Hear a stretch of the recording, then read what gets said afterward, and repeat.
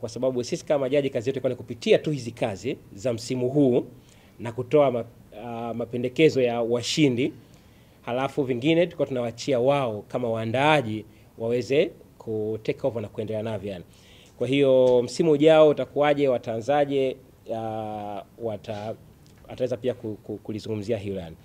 Swala pili, kwa hiyo swala lako atalijibu vizuri, tutapatia atalijibu vizuri yani. Pamoja na hili la tatu la Anisa kwamba kwa nini TCRA walishirikiana na TAMWA, nao pia atatoa maelezo. Nijibu swala hili la pili kuhusu mapungufu ambayo tuliyabaini. Moja kati ya mapungufu ambayo tuliyabaini katika kuzipitia hizi kazi ilikuwa ni matumizi ya lugha, kama nilivyosema hapo mwanzo. Matumizi ya lugha.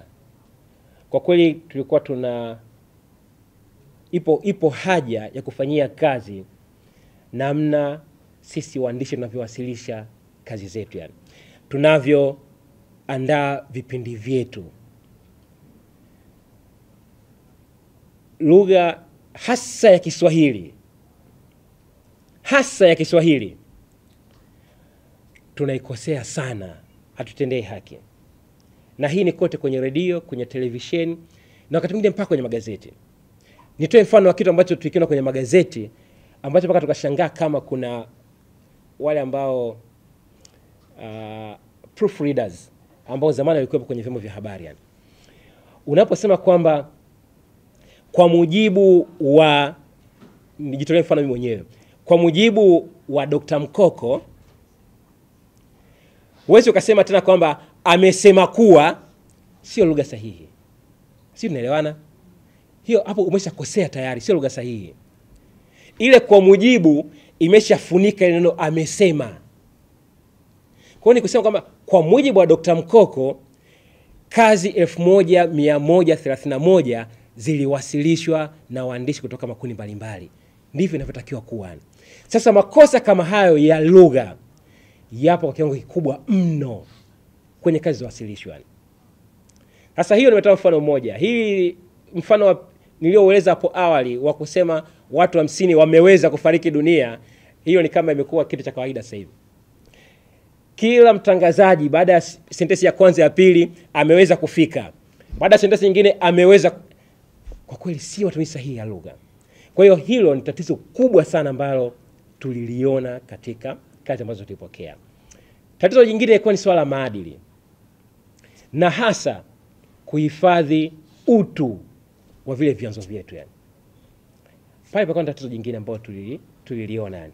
Na ambalo nadhani ipo haja ya kukumbushana kama wanahabari kwamba maeneo haya, na hii nadhani kazi TCRA walikuwa wakifanya sana kazi ya jukumu hili la kuwarudisha watu kwenye maadili yetu ya uandishi wa habari yani. Na nadhani walifanya pia kazi hii kwa muda mrefu sana, kwa kipindi kadhaa, ya kuwafanya watu warudi kwenye maadili ya utangazaji, maadili ya uandishi wa habari katika kazi zetu ambazo tunaziwasilisha yani, au tunazipeleka kwenye hadhira yani. Kwa hiyo ni tatizo lingine ambalo tulilibaini kwenye kazi zetu, kwenye wasilisho yetu yani. Tatizo jingine ambalo tuligundua ni pamoja na kazi nyingi sana kutegemea matukio. Kwamba tunasubiri mpaka kuwe na tukio ili tukafanye kazi fulani. Sasa na hizo kazi za matukio, uzinduzi wa pampu ya maji, uzinduzi wa hiki, hizo ndio zimekuja kuwasilishwa kama kazi kwenye tuzo hii yani. Sasa nadhani kazi bora hazitoki kwenye matukio. Ni ile ambayo mwandishi mwenyewe anaumiza kichwa kuitafuta. Pale unapata kazi bora. Lakini sio kwenye matukio. Sasa pale nadhani ni sehemu ambayo inabidi lifanyiwe kazi hali kadhalika yani. Ndani ya vyombo vyetu vya habari kuwepo na ikiwezekana hata kuwa na zile creative teams. Nadhani kuna kipindi Clouds walikuwa nayo. Nadhani itakuwa bado wanayo. Inakuwa ambayo inasaidia kwamba kuna kitu hiki, hebu tukifanyie kazi yani. Waandishi kwenye chombo cha habari wanakwenda kufanyia kazi kitu ambacho kimekuwa created na wale watu kwenye timu ya ubunifu yani. Mtumishi wa Mamlaka Mawasiliano wa Tanzania, kitengo cha huduma za utangazaji, mimi ni mhandisi mkuu pale. Nianzie na swali la pili la dada yangu Anisa kutoka Clouds. Ni changamoto zipi au mambo gani tuliyabaini yaliyosababisha tukakutana na ndugu zetu wa TAMWA ili tuweze kufanya tuzo hii, na sio tuzo tu. Kuna baadhi ya watakuwepo hapa ambao walipata vile vile mafunzo. Tulianza na mafunzo mwaka jana mwezi wa 7, tukafanya mafunzo kwa vituo 11. Imeanzia Zanzibar, kaja huku na bara, tukafanya mafunzo sehemu 11. Mafunzo haya yote yalikuwa yamelenga kwenye ku address, kufanyia kazi changamoto mbalimbali ambazo tunakutana nazo. Mamlaka huwa tunasema tunafanya kazi kwa kuconsult wadau wetu. Na tunao wadau wakuu watatu, serikali, lakini watu wa huduma na wananchi. Kwa hiyo kulikuwa na changamoto ambazo zimejirudia mara kwa mara.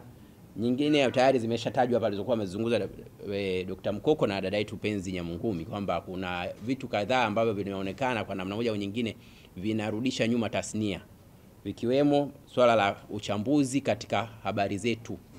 Uchambuzi umekosekana kwenye vituo vyetu. Sasa kunaweza kuwa na sababu mbalimbali, inawezekana sababu za kiweledi ama sababu za kukosa fedha za kufanya uchambuzi. Kwa hiyo ilionekana kuna changamoto ya kiuchambuzi.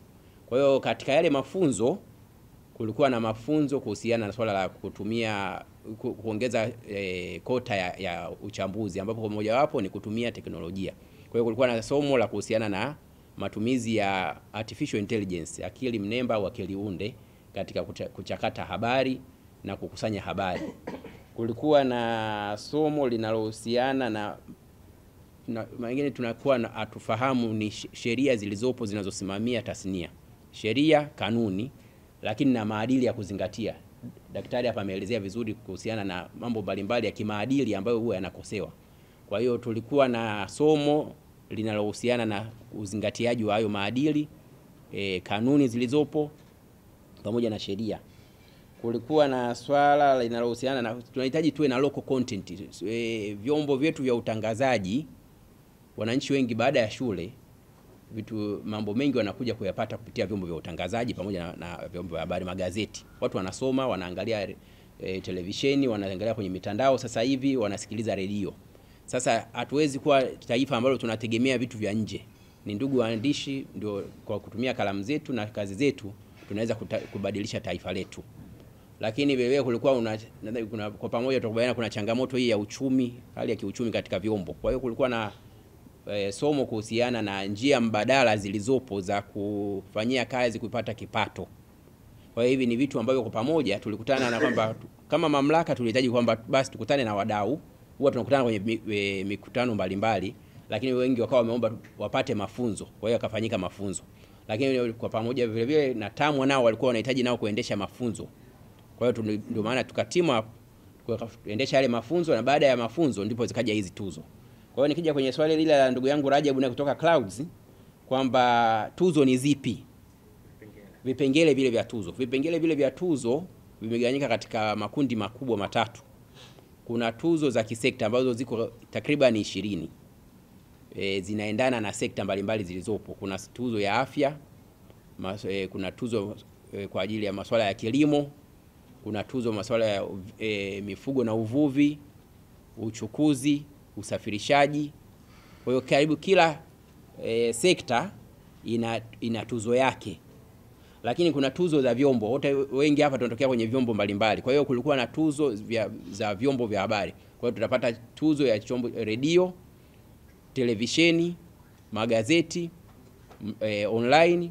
Lakini kutakuwa na kwa wale wa maafisa habari wa serikali kuna tuzo kwa ajili ya afisa habari bora wa serikalini.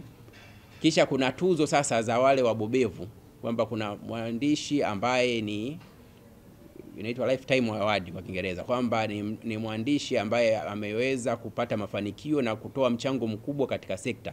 Kwa hiyo zitakuwepo 2, moja kwa upande wa Tanzania bara, nyingine kwa upande wa Tanzania visiwani, pamoja na tuzo ya mwandishi mahiri, na mwingine ni kwa ajili ya masuala ya nishati safi ya kupikia.